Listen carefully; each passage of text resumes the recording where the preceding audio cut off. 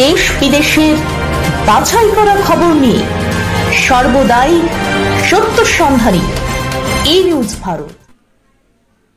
নমস্কার, ই নিউজ ভারতে আপনাদের সকলকে স্বাগত। শুরু করছি ওয়েদার আপডেট। আবহাওয়া দপ্তরের পূর্বাভাস অনুযায়ী 12 জুনের পর থেকেই দক্ষিণবঙ্গে বর্ষা আসতে পারে। বৃষ্টির সম্ভাবনা অনেকটাই কম এই সপ্তাহে। আবহাওয়া দপ্তরের পূর্বাভাস বলছে আগামী কয়েকদিনের তাপমাত্রা বাড়বে। গরম এবং শুষ্ক আবহাওয়াও বেশ কয়েকটি জেলাতে প্রভাব বিস্তার করবে।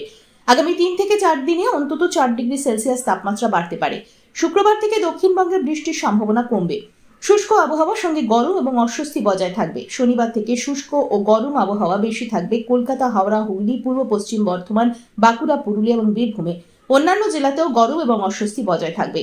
উত্তরবঙ্গে বৃষ্টি কমবে শুক্রবার থেকে। শুক্রবার দার্জিলিং, কালিম্পং, আলিপুরদুয়ার, কোচবিহার, জলপাইগুড়ি এই 5 জেলাতে বিক্ষিপ্তভাবে বৃষ্টির সম্ভাবনা থাকবে।